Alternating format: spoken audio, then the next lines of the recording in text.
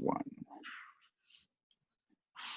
Hi, everyone. It's Rich Sheffrin back with another episode slash newsletter piece of content with Neil Patel. And this is a man that obviously needs no introduction. Probably the king of organic, as well as one of the best marketers online today. Someone I have a lot of respect for. Someone who I've not known as long as I probably should, but been a fan of his for a very long time. Just became friendly with him about a year ago or in the past year. And so I'm really honored to have the one and only Neil Patel here to drop some wisdom on us. How's it going, Neil? Good. Thanks for having me. My pleasure, and the pleasure of all of our subscribers. So what are you going to share with us? Today, I'm going to share my content marketing playbook. It's really easy to implement. It's simple, and it's how I get a lot of my traffic. So I'm going to share my screen here. Let me know when you accept it. There it is. All right. So you can see my screen. Mm-hmm. So here's just a random blog post that I wrote, right? So I want to break down the fundamentals on how I write content and promote it so it ranks. Okay. So the first is, it all starts with the headline. 8 out of 10 people will read your headline, but only 2 out of 10 will click through and read the rest of your content. So if your headlines, your content, etc., isn't catchy, you're not going to end up doing well, right? So the key is to have something that's super catchy, but not just like in a clickbaity way. The easiest way is to evoke curiosity. So for example, if I say how I generate 18,800 visitors from Google without SEO or ads, people are going to be like, wait, what? How are you getting all these visitors from SEO or without ads? Because it's just like, that's how you get traffic from Google. But you see how I'm evoking curiosity there? You won't know what it is unless you read the post. So when I post that on curiosity and self-interest. Exactly.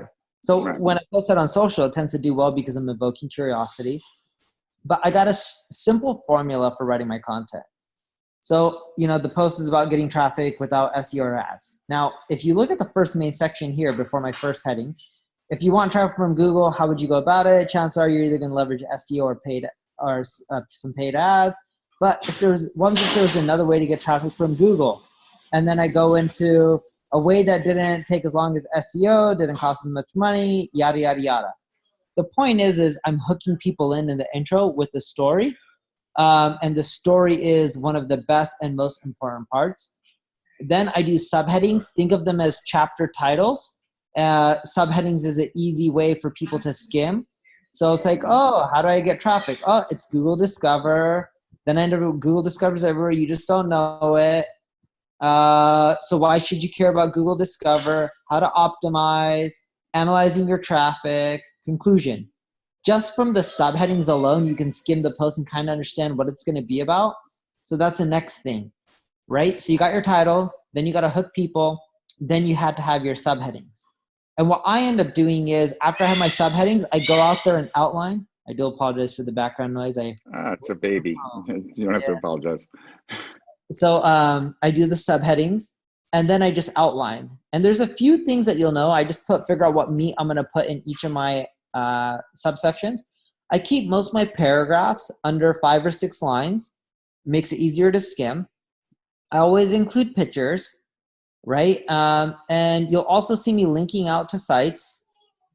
And the other purpose, and then I'll do some bullets, make it easy to understand. And I always end the post with a conclusion and a question at the end. The reason for the question is it encourages more comments because people start answering the question. That's the basic fundamentals of writing a post. There's actually not much to it other than making sure it's step-by-step, easy to understand. But then what I do is a few other things. After the post is up, you see how I'm just like linking to other pages. The orange are all links. And I have a handful of links. Some of them are mine. Some of them are other people. I'll email out every single person I link to saying, hey, Rich, huge fan of your work. Just want to let you know I linked to you my latest article. Feel free to check it out. It would make my day if you shared it on your favorite social site. And when you link to people, people are like, yeah, I'm flattered. Sure, why not? Let me share it. Unless you talk crap about them, there's no reason people wouldn't share it. So then that gets you to start rolling in with the traffic. The next thing I do is I take, I have a blog. As you blog more, you'll have more content. I'll take my older posts, I'll find 3 relevant older posts, and I'll link to the new post from my older posts. You get what I mean? I'm not just, yes, even though let's say I publish this today, I've had posts on my site for a year, 2 years, 5 years, etc. I'll go into some of those older posts and then link back out to the new one. The reason being is it helps it get indexed and it helps it get ranking faster. Then the next thing I do is I'll link in my sidebar to main pages, the best articles. So let's say, I typed in digital marketing, right? You see here, digital marketing. As you can see, I'm ranking number 1, at least where I'm in the US. And the next one I link to is online marketing. Let's see, ranking number 1 as well. So in essence, what I'm doing is by linking to my popular pieces of content on every page, the ones I want to rank higher, it also gives them more link juice. So then I start ranking higher as well on Google. I know it's simple. It actually doesn't take long to do this, but if you do this, you'll do well in the long run. And to share some stats with you so you can see my screen, just this simple process, it's worked. I don't really share my stats. I don't do much of it, or I haven't in the past. But if you look at the last 16 months, you see some ups and downs. There's algorithm changes or whatnot. But if you follow the process and you keep doing it, it's super simple. Over time, you should see more and more traffic. Like just impressions from Google, I'm at 1.4 billion. In the last 16 months, they've driven 32 million visits. Just from Google, non-paid, all free, producing content, the same formula. Now, you look at this formula like, Neil, this isn't hard. How is it that you do well and other people don't? I'm just consistent. And I'll do this each and every single week and even day. I don't care if it's Christmas or Thanksgiving. Of course, I celebrate the holidays, but still by being consistent when my competition isn't, that's what gives me the leg up on them. And what causes this? Why is it are those the days that you release something, or what? No, what so the downs are always Saturdays, Sundays. Got you. Okay, so it's easier to see it if I go last 28 days, right? Because then the graph is more condensed. But you can see, Thursday, Friday is always lower, then Saturday picks back up on Sunday, then goes back up on Monday. Tuesday is always usually the peak. Thursday, and then starts going down. So Monday through Thursday is pretty even. And then Friday, Saturday, Sunday are always lower. Keep in mind, I'm in B2B. Yeah, so most of your people are reading it at work during work hours. Yeah, that's interesting. Exactly. And Monday through Thursday, right? In B2B, Friday, Saturday, Sundays are just terrible. Yeah. And you'll see the pattern because if I do last 3 months, holidays are the worst in B2B because people take so much time off. There is no Black Friday for us, you just get killed. So let's say that someone is currently blogging and they haven't had much traction. How long do you think they need to be? Obviously, it depends on the niche and the industry and how competitive the terms are and stuff like that. But overall, how long should someone consistently blog before they say, before they hang it up? They should blog for roughly 6+ months straight, consistently, at least 3 times a week. 3 times a week? It's a lot of work, but it's worth it in the end. How many people get this? On a Tuesday, I got 121,000 visits from Google. And this is Search Console. If I go into analytics, which is more accurate, at least I believe, because Search Console rounds it up. So that was a Tuesday. What did we say? 126, 127? I think it was something like that. Something like that. About 120 some odd thousand more than me. There you go. So if I go to global acquisitions, campaigns, organic,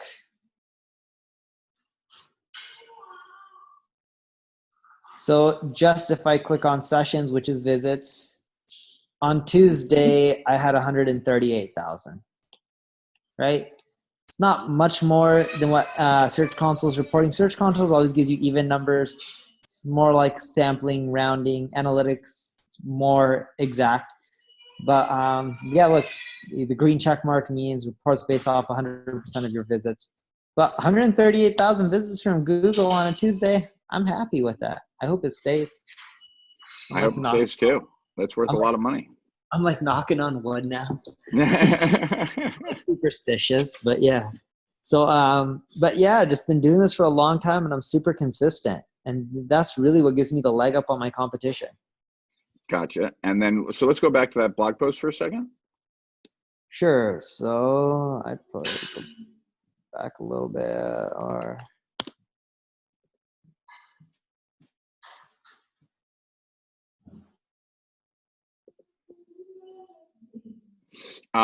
so is this optimized for Google Discover? Is that the blog post talks about Google Discover? I'm not optimizing for Google Discover. I am just writing about Google Discover and how you can get more traffic from Google Discover. But I optimize my blog post more for SEO. Google Discover gives you like a quick hit. Think of Google Discover like Facebook in your Facebook feed. You know, like when you post something on Facebook or Twitter or LinkedIn, you'll get like a quick burst of traffic. You get it for like 24 to 48 hours a week if you're lucky, and then it dies down. That's what Google discovers. It's their version of the Facebook wall. Got it. But I know I meant for the keyword Google Discover, because like it's called Google Discover, and a lot of the subheads use Google Discover in it, but you didn't have it in the headline. That's correct. So my URL has Google Discover, as you can see here. My subheadings have Google Discover. The keyword Google discovers throughout the whole post. So if I just do a control find, Google Discover is mentioned on the page 9 times, right? And then we'll get into the comments and stuff like that way more.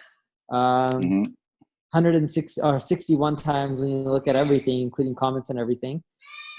But the title doesn't include Google Discover, but it should. I published this post to evoke curiosity, but in the next like few weeks, once a post is a little bit older, I'll change the title to have the word Google Discover in there. Because most people don't know what Google Discover is. So if I mention Google Discover in the title, it's not like it's going to generate a lot of clicks and evoke curiosity.